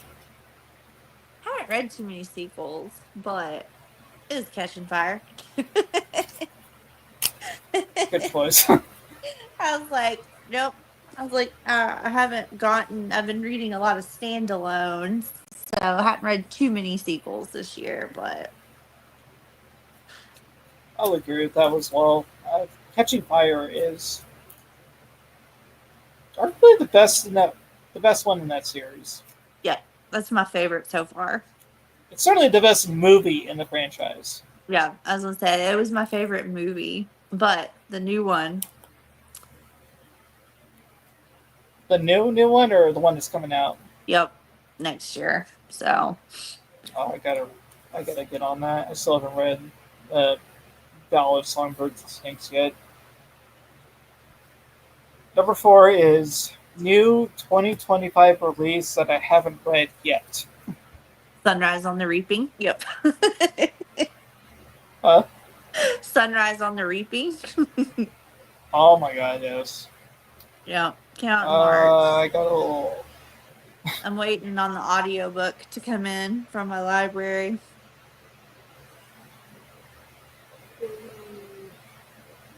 Checking Goodreads. Well, first I have to read The Ballad of Songbirds and Snakes. So I plan on starting that later this Alright, week.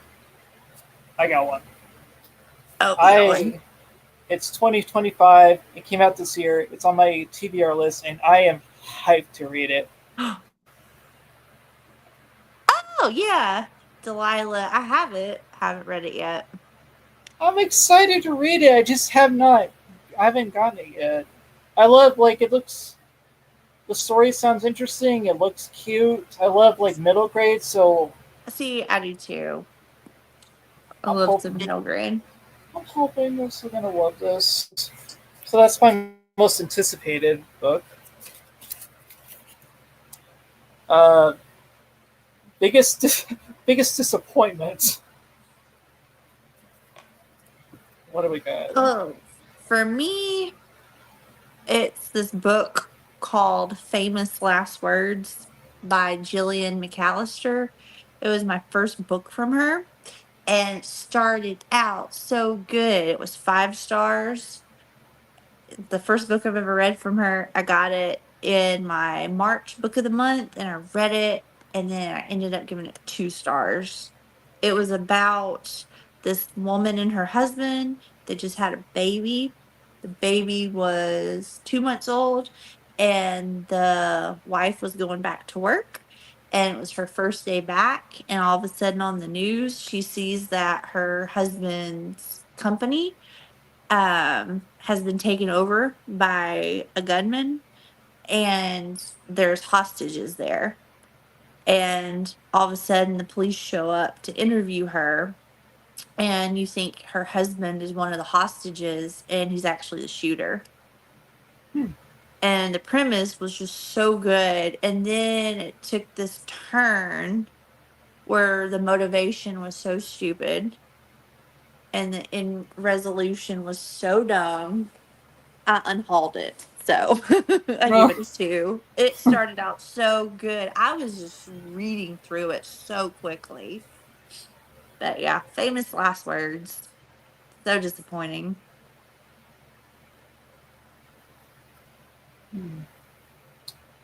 Well, I think the biggest disappointment is a little harsh, but a recent book that I had read that was disappointing was I'm reading Jenny Han's "To All the Boys I Love Before" series. I Hmm. only have one more to read, but her second book, "P.S. I Still Love You," wasn't a huge fan of it. Mm. I mean, I really liked the first book. Um, Second book has a lot of drama in it, like a lot, like teenage love and drama. Oh yeah, can't be doing that. Yeah, there was a lot of fighting and just like I think it was just unpleasant to read about. But I do love her little sister. I do love what was her name? What was her name? What was her name? The main character's name. Laura Jean. So Laura Jean is the main character, and she has a little sister named Kitty. Her name is Catherine, Oh, okay. but she is my personal favorite character in the series. She's so cute. She's just kind of has that little child spark that she has that little inquisitiveness that most kids have, Hmm. and I just really like that, and I was just drawn to it. Everything else was just kind of it was all right. I don't really get into it that often, but yeah, that was my quote biggest disappointment of the year. Disappointment. Aw. Oh, I have one more book to read, and I'm watching the movies that came out on Netflix after I read the books. So Okay. I really am enjoying the movies. So I gave both movies 4 stars. So the Like movies are better than the books I would this think time so. around. Yeah, Okay. I like enjoyed them more than the books. Hmm. Okay. Number 7 is biggest surprise read. Man, this one for me, I'm actually gonna have to buy it. It's the first in a trilogy. My Heart is a Chainsaw by Stephen Graham Jones. This man and we have not clicked. His writing style, I think the highest I've ever given him was a 3 from Buffalo Hunter. That one was okay. This one is a love letter to slasher genres, and he finally nailed it. I was like, oh my gosh, I found one I love. It's the only one I'm giving 5 stars by Stephen Graham Jones. So I have to read the other two because I didn't like The Only Good Indians. I think I gave it a 2.5. He had a couple of short stories that were Amazon originals on Kindle that I didn't like.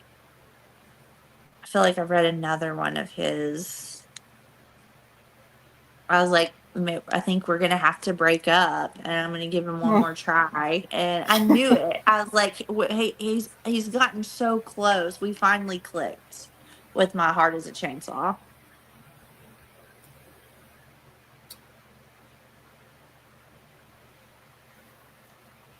So, my pick for biggest surprise was actually a graphic novel, and Oh, okay. it's called Plain Jane and the Mermaid. Oh, I don't know if you can see that, but look how cute that oh, it's cover is. cute. I don't read graphic novels, so that would be out of my zone. That's cute. Oh my god, this woman, like, this she comes from a town where everyone kind of sees her as ugly, Mm-hmm. and she has like a low opinion of herself, and she's on the verge of like losing her house to this asshole cousin of hers or a relative, Oh, and relative. the only way she could save her home is if she marries if she marries a man or marries into money. So she goes out into the village and she hopes to find someone that she can fall in love with and marry so she could like save her home. And the person she finds ends up getting abducted by a mermaid and taken to their kingdom. Hmm. And this mermaid uh, intends to eat them. Oh, okay. So she has to go. So she has That's to a bad go. day. So she has to go on this adventure to rescue him, and then she meets like a talking seal who's like a humanoid. He could like transform in and out of into a seal and into a human. And it was just so cute. I was just so surprised how much I enjoyed this. I gave it like five Oh, stars. that's great. I really loved it.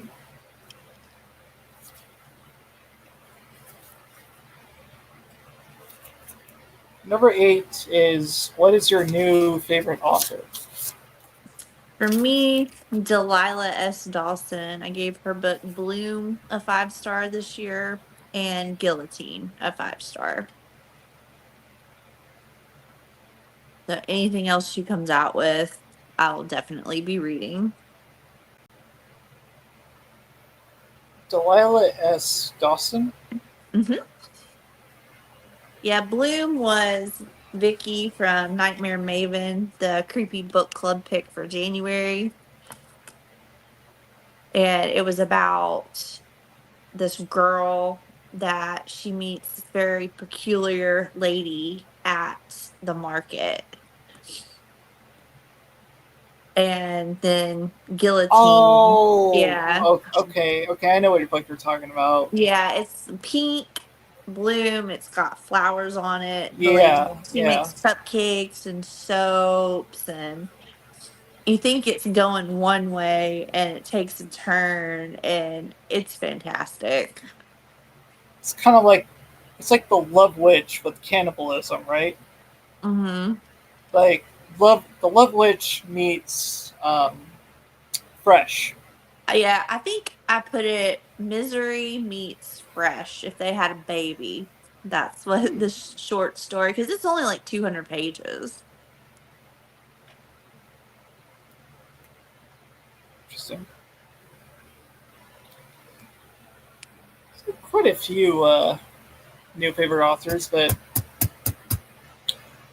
I think I'm gonna pick um, Rachel Harrison as my one of my new favorites.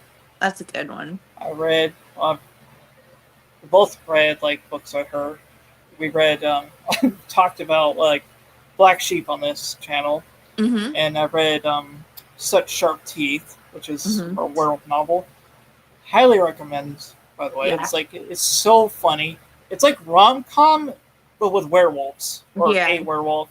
It's so funny. And then Rachel Harrison, I follow her on Instagram, Hmm. and I've actually like commented on some of her posts, and she's responded back to me. So she is Oh, like good. legitimately, she's like legit cool. She's not like one of the snobby. She's not like a snobby author where she doesn't like uh, care about like her readers. Like she's legit nice, and Good. That's I always really, nice. yeah. And I think I've owned, I don't own Wicked, or like, not Wicked, Cackle. My library has it, but I have a few of her books I still want to read, So Thirsty. And then she's already working on her next novel, which is going to be her take on a haunted house story. Mm-hmm. I'm just like, I'm excited. Yeah, because that comes I out in September, so it's not too far. I will read anything that woman writes. I will read that woman's grocery list. If she can make, if she can write it like how, if she can write it like how her characters would write a grocery list, then I will read it because her characters are so funny. Mm-hmm. She writes them real. The last one is new favorite character. Oh, that one. So this one I've been doing like in my young adult era and trying to dip my toes into a little bit of fantasy.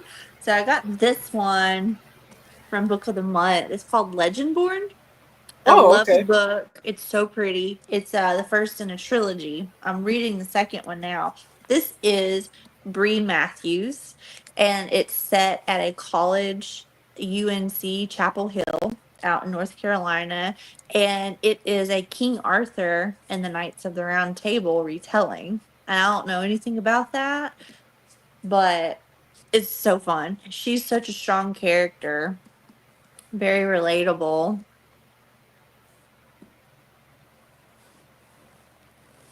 Sorry, what was the name of the character?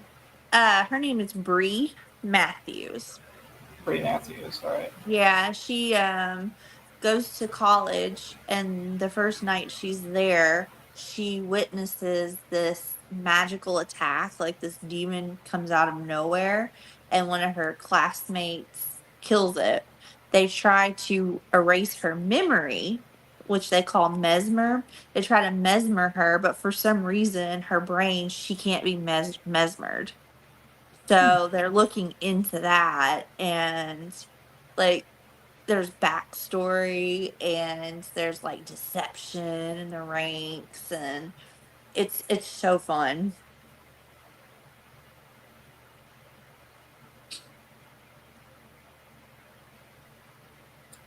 So, just looking up to see which character I liked. I think I had two. I had two favorite characters I really liked. Hmm. And funnily enough, they're both from Rachel Harrison novels. Actually, no, I might have three. I'm not sure. I have so many favorite characters, it's hard to I choose. know. I was like, okay, I'm gonna leave Katniss alone, and I'm gonna leave Haymitch alone because I've already talked about the Hunger Games enough. But yeah, I like Legendborn, so I'll give Bree her flowers. I have a couple of favorite characters. I'm just going to name them off. That's okay. See if I can. Uh,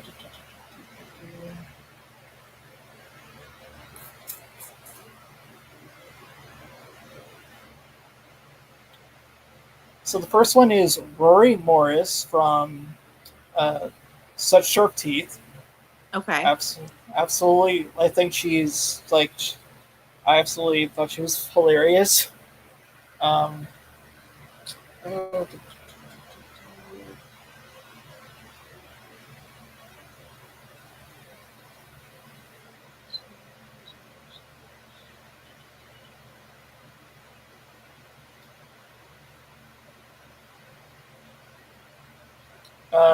second one is Vesper Wright from Black Sheep. Black Sheep, yeah. Vesper. That's just a cool name. It really is.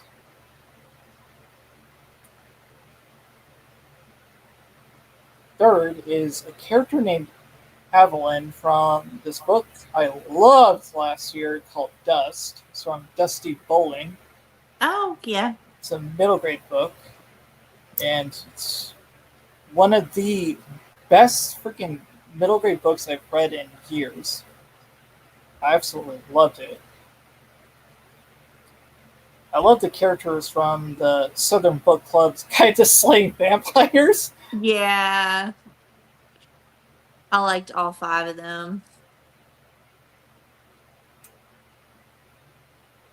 And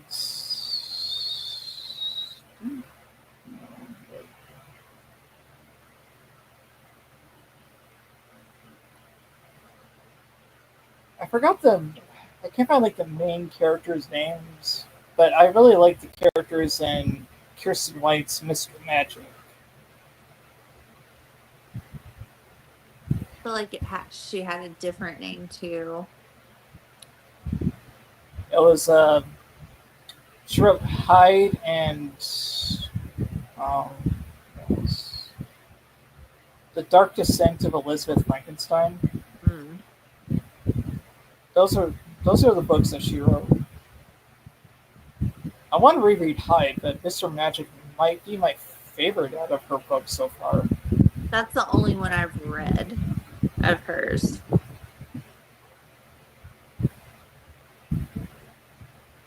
I like the direction that that book took because it was so interesting and trippy. I might have to reread it because it got a little too cosmic, a little too out there. Like the metaphor, like reading the afterword and finding out the like cult she was in, that it felt like somebody that was just kind of getting their thoughts out there of the trauma that she went through, which I appreciated it. But yeah, there was a lot of stuff with doors and that went over my head a little bit.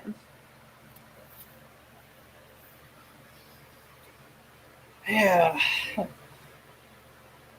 mean I think when it comes to like sci-fi, I'm not like a huge fan of that, but I do like cosmic horror. Mm-hmm.